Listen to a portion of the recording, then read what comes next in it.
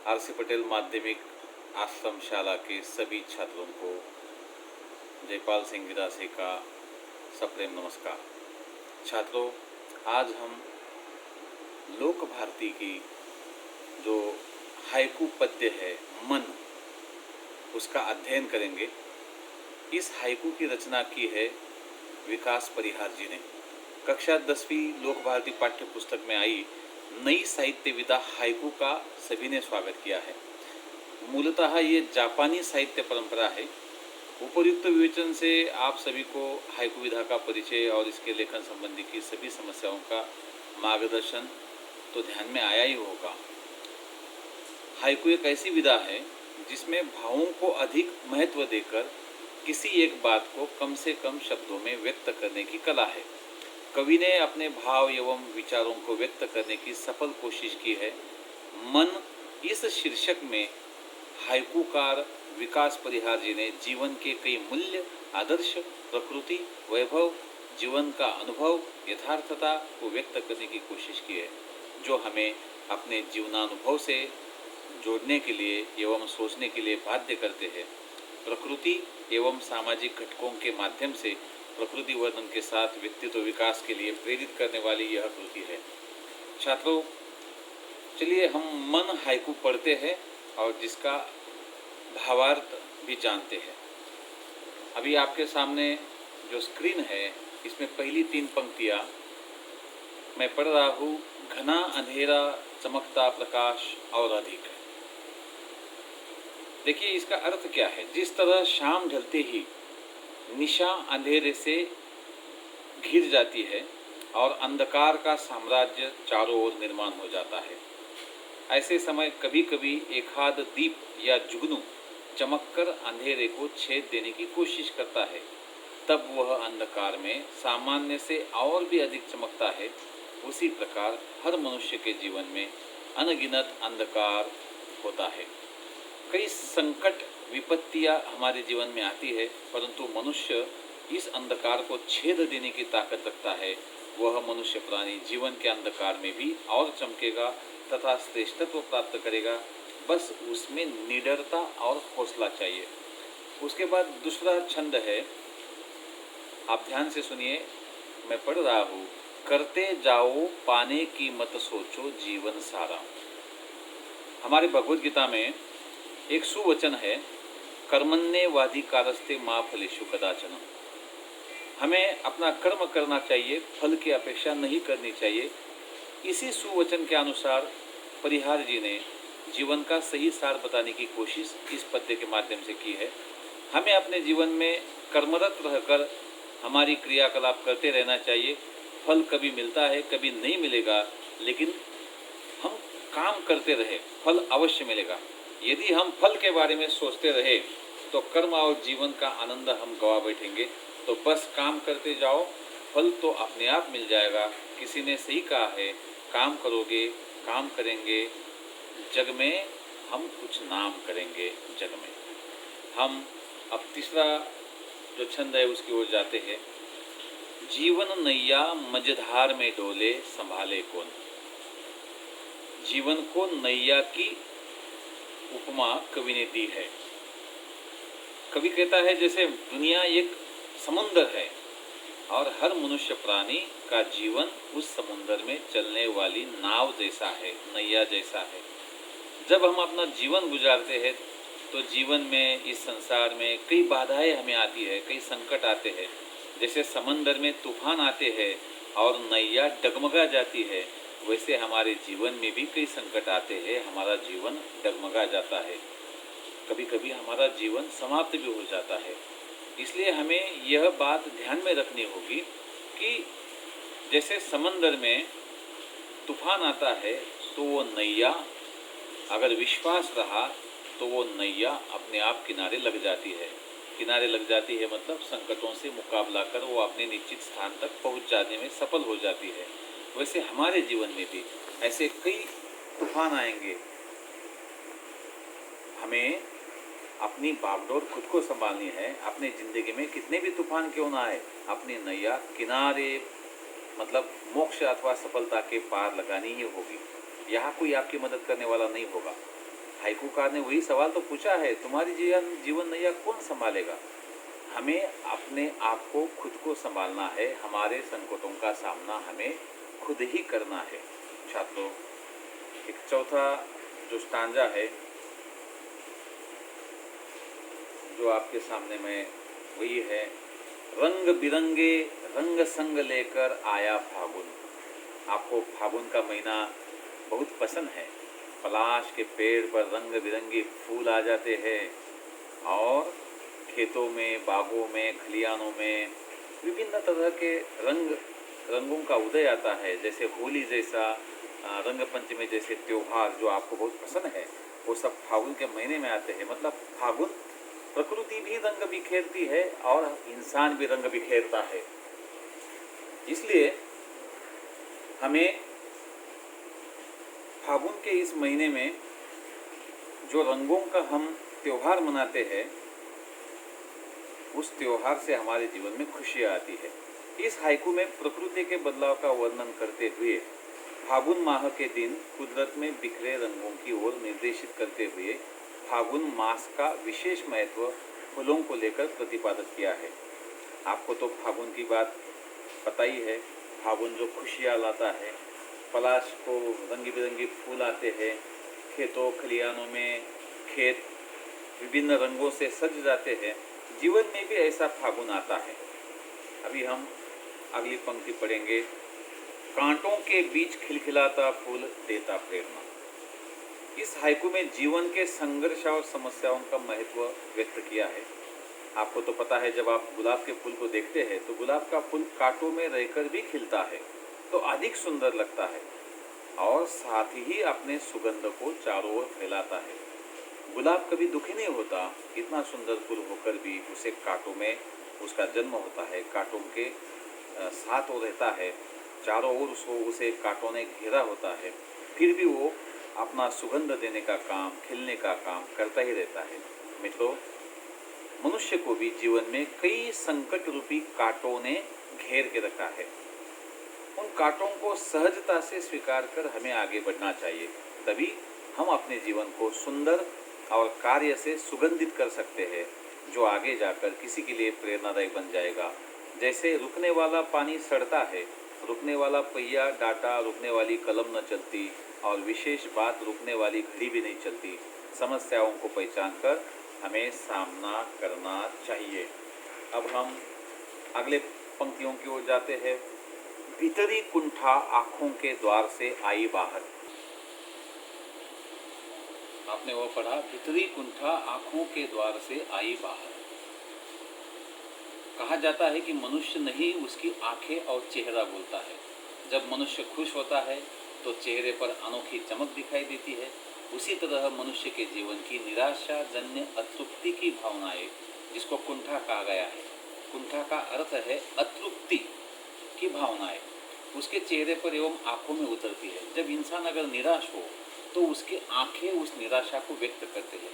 जैसे व्यक्ति अगर दुखी हो तो वह उसके आंखों से आंसू झलकते हैं, जिससे उसकी निराशा स्पष्ट होती है। उस मनुष्य का जीवन कितनी निराशा से भरा है, इसका पता चलता है। ऐसे वक्त उन्हें प्रेरित कर जीवन की आदर्शता से अवगत करें।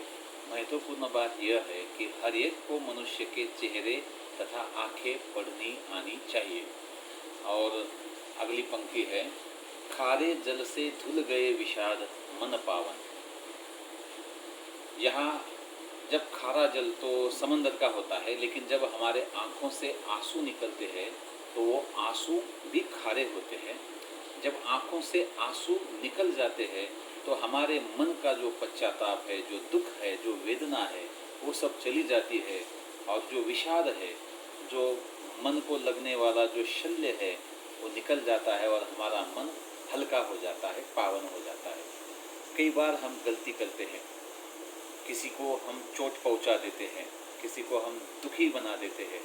मनुष्य का स्वभाव एक जैसा नहीं है। कभी कभी दूसरे व्यक्ति भी हमें दुखी कर देते हैं, इससे हमें दुख होते हैं। लेकिन छात्रों, हमें जीवन के प्रति आस्था रखनी चाहिए, कर्म के प्रति निष्ठा रखनी चाहिए, अच्छा काम करते रहना चाहिए। अगर भूल से, नासमझी से कुछ गलती हो जाती है तो मन में जो असंतोष या रिश्तों में दूरता आ जाती है। परंतु जो लोग अपनी भलाई चाहते हैं, कभी कभी वो अपने हमें कड़वी बातें भी सुनाते हैं। ये कड़वी बातें खारे जल जैसी है, जो हमारे हित में नहीं है, हित में होती है, वो हमारे हित में होती है, इसलिए वे करते हैं। जब सही और गलत का फर्क हमारी समझ में आ जाता है तो मन के सारे दुख का अर्थ है विषाद, निराशा, जो दूर हो जाते हैं और हमारा मन, सोच एवं व्यवहार में पवित्रता आ जाती है। हम सभी को याद रखना होगा कि अपनी भलाई के लिए कड़वी बातें हमेशा मीठी होती है। आपको तो पता है करेला का स्वाद कड़वा होता है, लेकिन सेहत के लिए करेला सबसे अच्छा होता है। और शक्कर मीठी होती है, लेकिन वो सेहत के लिए अच्छी नहीं होती। इसलिए अगर कोई हमें डांटता भी है तो वो हमारे भलाई के लिए डांटता है। अगला छंद जो है, मृत्यु को जीना जीवन विष पीना है जी जी विषा। मेरे छात्रों, मनुष्य को इस बात को समझना होगा कि जीवन जहर से भरा है। इस जहर को पीकर उसे अमृत में परावर्तित कर जीवन को बेहतर बनाना ही जिंदगी है, और बेहतर बनाएंगे, यह जीने का मकसद और आकांक्षा होनी चाहिए। जहर का अर्थ है जो संकट आते हैं, बाधा आती है, समस्या आती है। हमारे जीवन में ऐसी कई बाधाएं, संकट, समस्याएं आती है, लेकिन उन पर भी हम विजय प्राप्त करेंगे और हमारे जीवन को सफल करेंगे। ये जो मकसद है, ये जो आकांक्षा है, इसे हम जीजी विषा बोलते हैं। मृत्यु जिस प्रकार अंतिम सत्य कहा जाता है, तो इसे ही जिंदगी बनाकर जीने का जज्बा रखना होगा, तभी जीवन सफल हो जाएगा।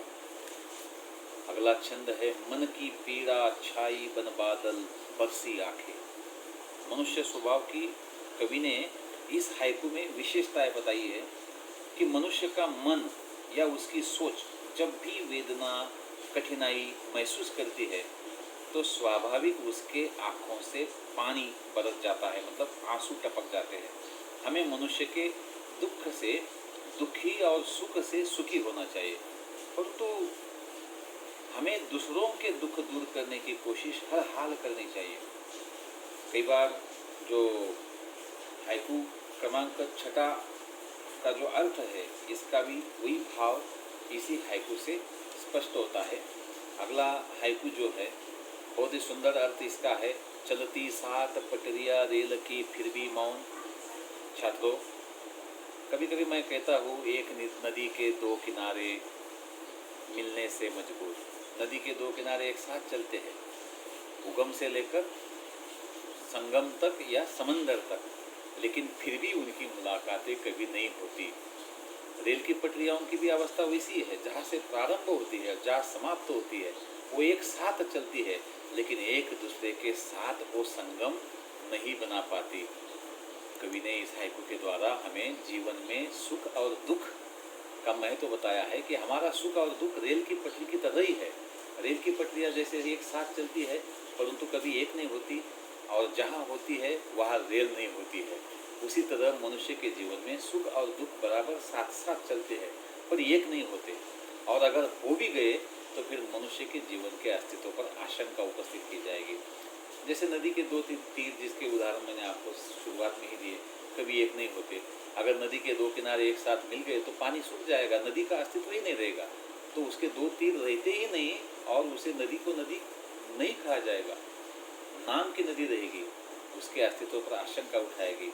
इसलिए हमारे जीवन में सुख और दुख दोनों समान रूप में रहेंगे ही, वो हमारे साथ ही चलेंगे, यह जानकर हमें स्वीकार करना होगा और उसी विचारधारा पर जीवन जीना होगा।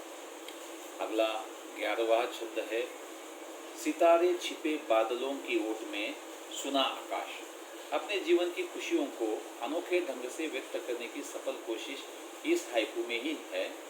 आसमान जिसको जीवन बोला है, और सितारे जो है जिसका अर्थ है सुख, खुशियाँ, और बादल बोला है बाधाओं को या पर्दा को, के रूपकों में जीवन की अहम बात बताने की कोशिश कवि ने की है। परिहार जी कहते हैं कि जीवन रूपी आकाश पर जब खुशियों के तारे चमकते हैं तो जीवन का आनंद अवर्णनीय होता है, परंतु हर सुख क्षणिक होता है और उसके ऊपर दुख के बादल छा जाते हैं तो जीवन निराशा से घिरकर सुना आकाश की भांति बन जाता है, जिसके चलते मन उद्विग्न हो जाता है, दुखी हो जाता है। इसलिए हमें कोशिश करनी होगी कि दुख का पर्दा हमेशा के लिए हट जाए। अगला छंद है, तुमने दिए जिन गीतों को स्वर हुए अमर। अपने जीवन में अपने जो परिजन होते हैं, रिश्तेदार होते हैं, हित चिंतक होते हैं, दोस्त होते हैं या जो प्रिय लोग होते हैं, इन सब का होना अत्यंत आवश्यक होता है। इनके बगैर कोई भी मनुष्य अपना जीवन सफलतापूर्वक या आनंदपूर्वक नहीं जी सकता। उन सबकी सहायता से हम अपने जीवन को सुंदर बनाते हैं, जीवन को एक संबल प्रदान करते हैं। ऐसे लोगों के प्रति हमें या हमारे मन में कृतज्ञता के भाव होने चाहिए और उन्हें भूलना भी नहीं चाहिए। उन्हीं लोगों के साथ बीती बिताई बातें, जीवन संघर्ष अपने जीवन के अमर गीत बन जाते हैं। इस हाइकू में अच्छे लोगों के साथ वो अपने जीवन के गीतों के स्वर कहा गया है। और अभी छात्रों, हम पढ़ने जा रहे हैं आखिरी छंद, आखिरी हाइकू, सागर में भी रहकर मछली प्यासी ही रही। अब मछली तो सागर में ही रहती है और सागर का पानी तो खारा ही रहता है, फिर भी मछली प्यासी कैसे रहती, ये तो प्रश्न मुझे भी है।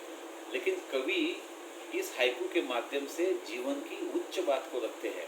वे कहते हैं कि पानी में रहने वाली मछली, जिसका जीवन ही पानी है, वह समुद्र में रहती तो है परंतु खारा पानी पी नहीं सकती। उसे मीठे पानी की तलाश में समुद्र की गहराई तक जाना होगा। उसी तरह मनुष्य का जीवन उस खारे समुद्र की तरह होता है। सुख तो है परंतु पा नहीं सकते। उसे ढूंढने के लिए दुख की गहराई तक जाना होगा, अन्यथा सुख के लिए प्यासे ही रहोगे। उसी तरह मनुष्य की तृष्णा, तृष्णा का अर्थ है आकांक्षाएं, इच्छाएं, जो कभी मिटती नहीं।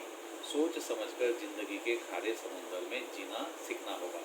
मेरे छात्रों, आज हमने श्रीमान विकास परिहार जी द्वारा रचित हाइकू, जिसका शीर्षक है मन, इसके बारे में हमने अध्ययन किया है। आप सभी को ये वीडियो पसंद आया होगा। आप अपने पाठ्य पुस्तक से इसे पढ़िए और जो कृतियाँ मैंने आपको व्हाट्सएप पर भेजी है उसको आप सॉल्व करके उसकी फ़ोटो लेके मुझे व्हाट्सएप पे डालिए। धन्यवाद।